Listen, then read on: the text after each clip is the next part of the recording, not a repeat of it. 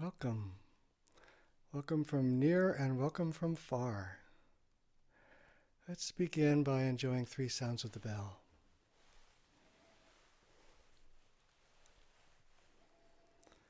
Body, speech, and mind in perfect oneness, I send my heart out along with the sound of this bell.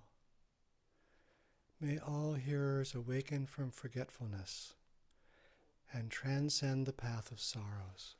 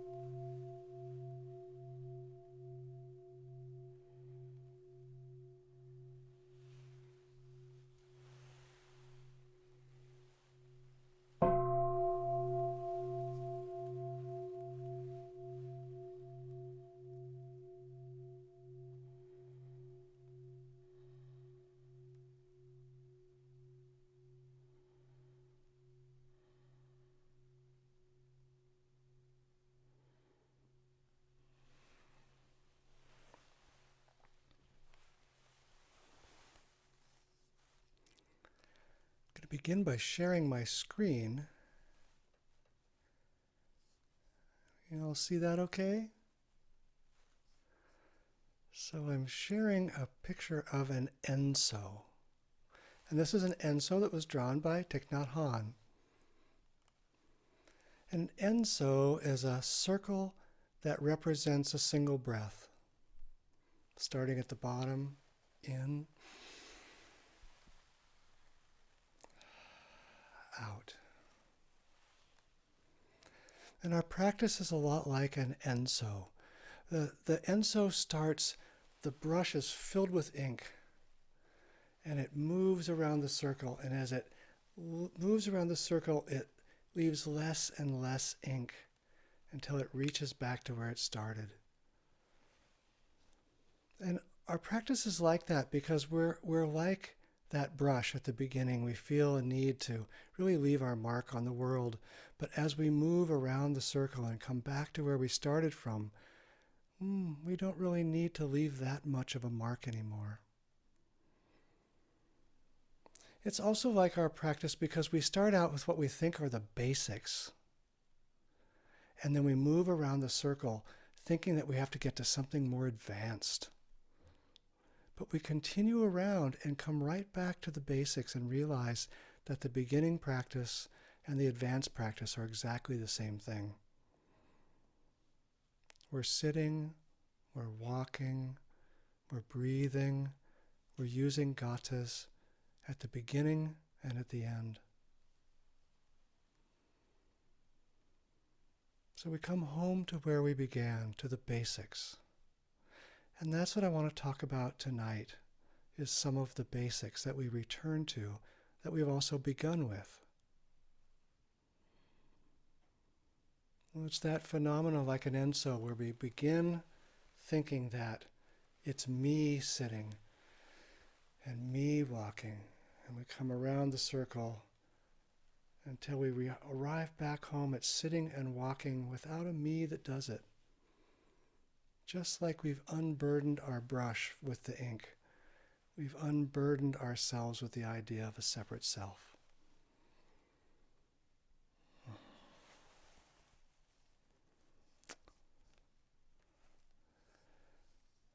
So this month we've been having a theme of I have arrived, I am home.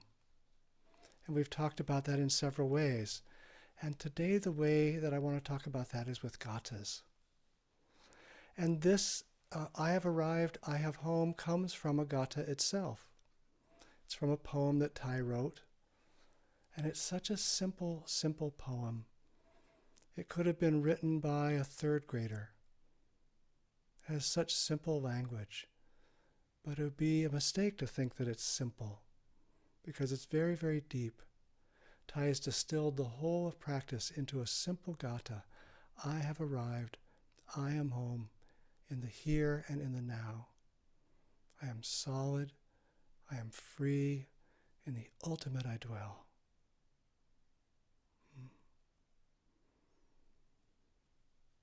So how did we and Tai come to work with gathas in this way, that he could express something so profound in a few lines?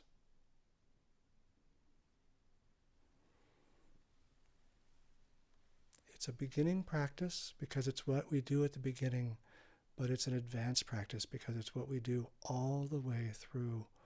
And our most advanced practitioners use them all the time, all day long, every day. Well, what is a gata? You may not even heard this term. G-A-T-H-A. Looks like it's gatha, but it's pronounced gata. These are just simple phrases or poems about everyday activities. And we have gatas for everything. Literally everything that we do. Washing our hands, eating our food, using the toilet, looking in the mirror. You name it, we've got a gata for it. If you go to the monasteries, there's gatas hanging on the trees, along the pathways, there to remind us. I don't know of other traditions that use gatas in the way that we do. It seems to be a very special gift of our Vietnamese Zen tradition. So we're really blessed with these. So a gata is this simple phrase or poem about an everyday activity. And the purpose of a gata is to change our mind. Gatas change our mind. Our minds contain countless, innumerable mental formations. Just filled with mental formations. And almost every activity that we undertake in our daily life has a mental formation associated with it. We might not realize it, but it does. So for instance, when I brush my teeth, if I don't use my gata, I am seldom present for brushing my teeth. Instead of being present for the miracle of these teeth that I have, instead I'm lost in my mental formation about brushing my teeth. And I'm doing it exactly the way I've always done it for years, mindlessly, not paying any attention to the act of brushing my teeth, of caring for these precious things that work so well in my mouth and give me so little trouble. So the gata for brushing my teeth changes my mind. It changes my mind by bringing me back to the present moment and bringing me back to the awareness that I'm brushing these precious, temporary teeth. I might not have these teeth in a month or a year or a decade, but right now I do. And as like Tai has told us over and over again in one of his stories, he reminds us to be aware of our non-toothache. And so I have all these non-toothaches that are working beautifully. But without the teeth brushing gata, I overlook it. I need to change my mind. So the gata for brushing our teeth. Brushing my teeth and rinsing my mouth. I vow to speak purely and lovingly. When my mouth is fragrant with right speech, a flower blooms in the garden of my heart. So that simple gata changes my mind from rote mindlessness to attentive purification. It turns an everyday activity that I might ignore into a transformative activity. It changes my mind.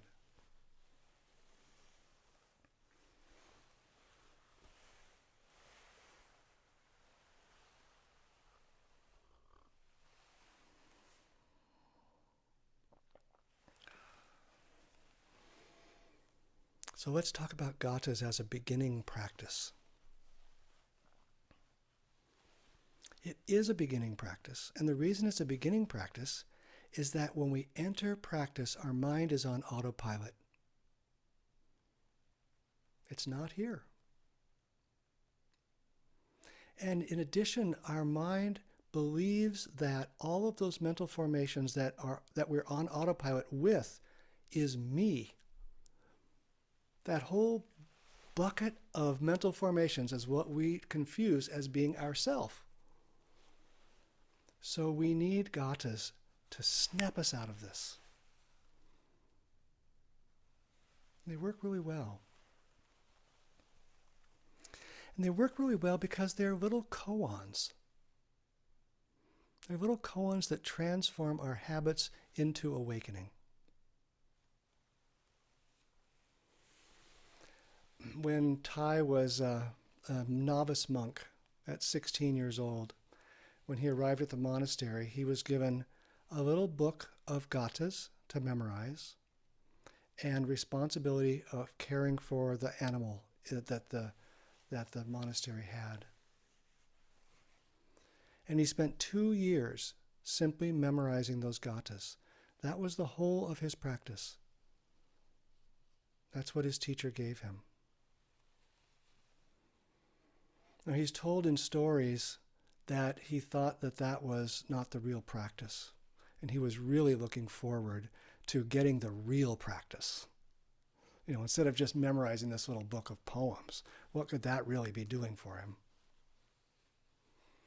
And that story goes on because when he finally is called by his teacher to his teacher's room, the teacher wanted to give him a task to give. He was so excited that he finally got something real from the teacher instead of these gathas, that when he got the task, he ran out of the room and slammed the door behind him. And the teacher brought him back to the room and asked him to close the door mindfully. And I want to share a screen again because I want to show you a picture of that very door. Where is that picture? Hold on a second. I'll find it.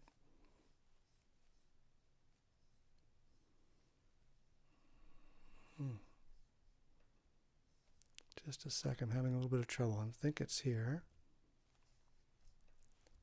There it is. Okay. So that's the door right there.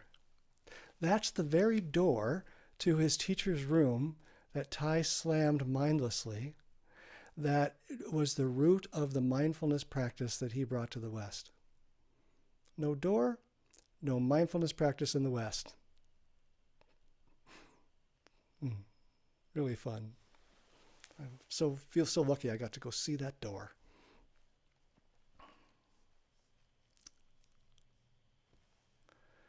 So it looked like these gathas that Tai was given were a basic beginner's practice. And in one sense that is true, because he needed to change his mind. But let's also recognize that the gathas are an advanced practice as well. Why is this so? Well, this is so because awakening is not some permanent arrival. We don't awaken and then stay awakened, right? It is only in this moment. You know, our ego wants to think that we're going to climb up this spiritual mountain and we're going to arrive at the summit and we're going to become awakened and then we're just going to sit there blissfully enlightened for the rest of time. That's the ego's idea of how it all works. But the reality is that awakening is only awakening for this moment. Awakening to what is in front of us right now. And right after that moment, our mental formations want to reassert themselves. And they're going to take us right back to our chronic suffering again. So even the most serious and seasoned practitioners in our tradition use these gathas because our nature is to be both awake and human. To be non-self and a self. Our human selves need gata practice to continuously bring us back, to change our mind.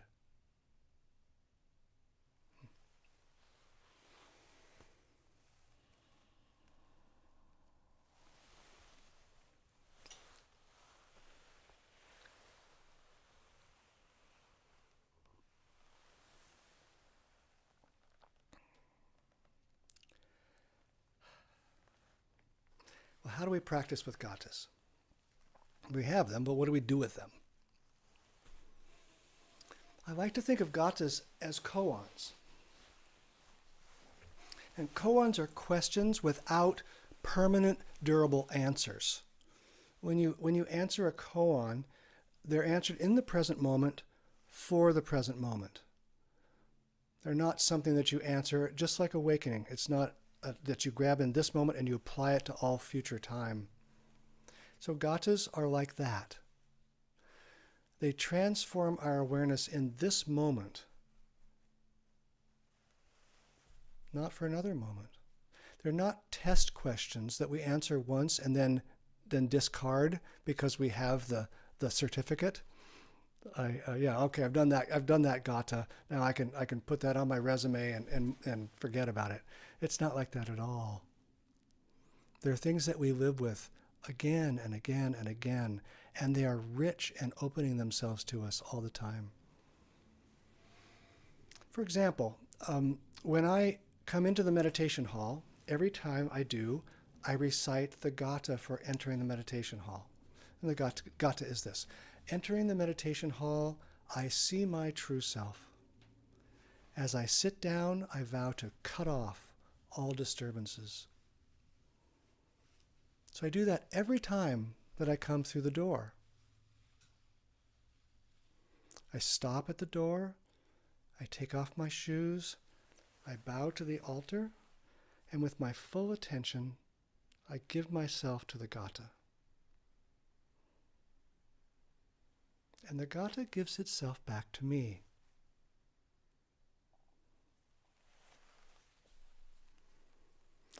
What I mean by that is that it gives itself back to me because as I recite it, insights and questions come up that I didn't know were there with the gata.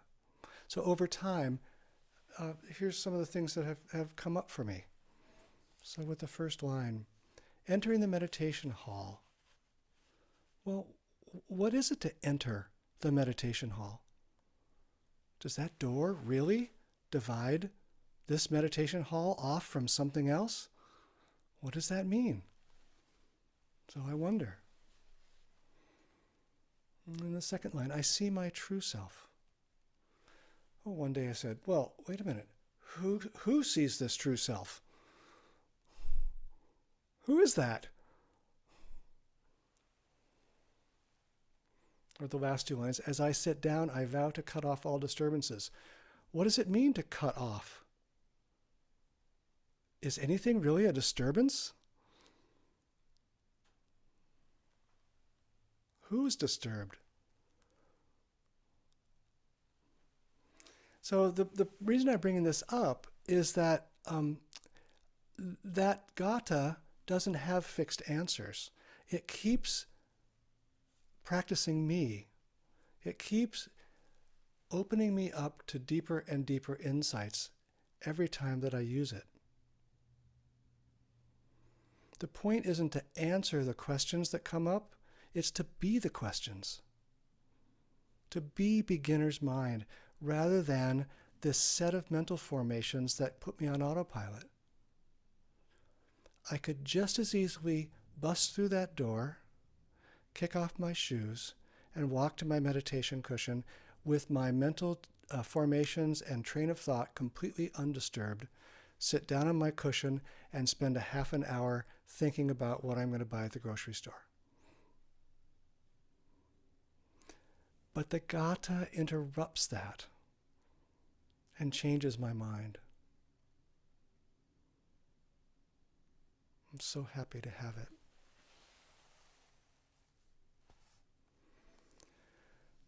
So what I suggest we do is just like what Thai did when he was a novice monk. I suggest that we begin memorizing our gatas. So in order to be available to the gata has to be available to you, right? It doesn't. If you have a book of gatas on the bookshelf, they're not available to you. They're trapped away. So memorizing them makes them available to you, so that as you go through your day and you realize that you are picking up your toothbrush, the gata is there. Or when you are stepping out of bed, the gata for getting out of bed is there.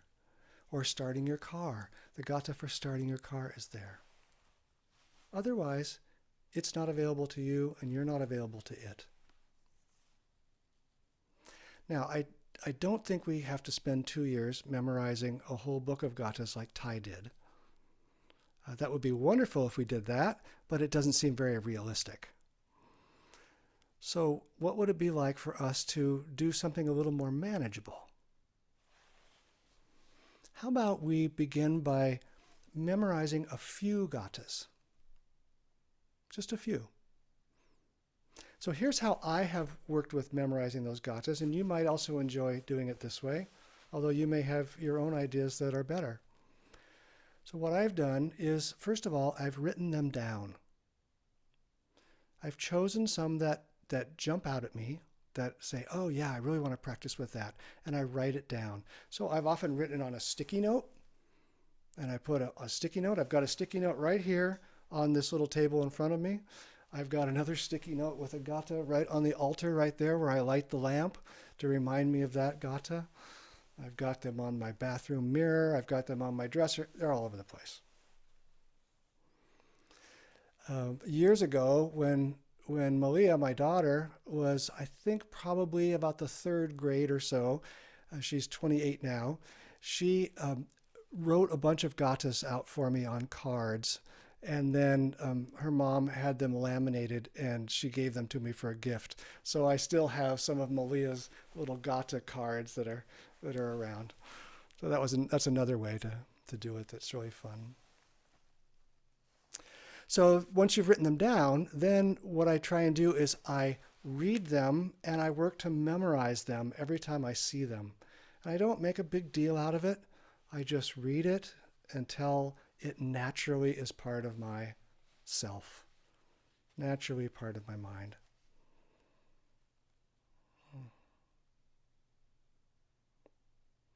And then the next step after we memorize them is to actually use them. Because memorizing it isn't enough. Mental formations are very powerful, and they do not want to be changed. They do not want to be changed. You know, your ego mind believes that you are this bucket of mental formations. So your ego feels very threatened by being changed. So even memorizing these things aren't enough, because your ego is saying, no way, buddy, I'm getting extinguished here and I am not going to change. So I have to use these things to change my mind, because it's going to push back. So we can make a vow to use the gata every time you engage in a certain activity. You make that vow. Every time I'm going to do this. For instance, for me, one of the things I do every time is when I put on my brown jacket, I recite my robe gata. How wondrous is the robe of a monk. It is a field of all good seeds. As I receive it, I bow and vow to wear it lifetime after lifetime. I recite that every time I put on my brown jacket. The gata only benefits me if I stop and recite it. It doesn't do me any good if it's just written down, or it doesn't do me any good if it's just in a book or on a piece of paper. I have to make the vow to recite it. Okay, so let's review here. I've covered a lot of stuff. Gatas. Gatas are simple phrases or poems about everyday activities. And the role of a gata is to change our mind. And gatas are a beginning practice because it's hard for practice to make any initial headway against all our mental formations. So we need gatas at the beginning. But we need also gatas in the middle and at the end if there ever is an end. Because our habit energies remain through all the stages of practice. At least the stages I know. And then to practice with gatas, these are koans without permanent answers. And we can memorize them to make them available to us. And we can vow to use them every time we engage in that activity. We have a list of gatas that you might want to use, and it's in the resource section of the Anacortes Mindfulness Community website. And the name of it says Anacortes Practice Gatas. So you can go and get it and download it. It's a PDF. And what I've done is I've taken the list of gatas that Chai would have learned from, and I've sort of pulled out the ones that seem pertinent to our everyday life and made a list of 2 pages or so of little gatas. So you might want to use that list and pick out 3 or 4, something like that you really feel like, oh yeah, I really want to transform that. Maybe it's washing your hands. Maybe it's eating a meal. Whatever strikes you. And then begin practicing with those. Writing them down, memorizing them, making the vow to use the gata every time you do that activity. And then simply enjoy. Enjoy the change of your mind.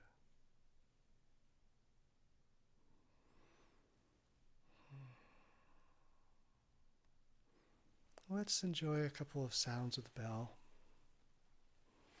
You know the gata for listening to the bell? Listen, listen. This wonderful sound brings me back to my true self. So maybe you can recite that as I invite the bell. Listen, listen. This wonderful sound brings me back to my true self.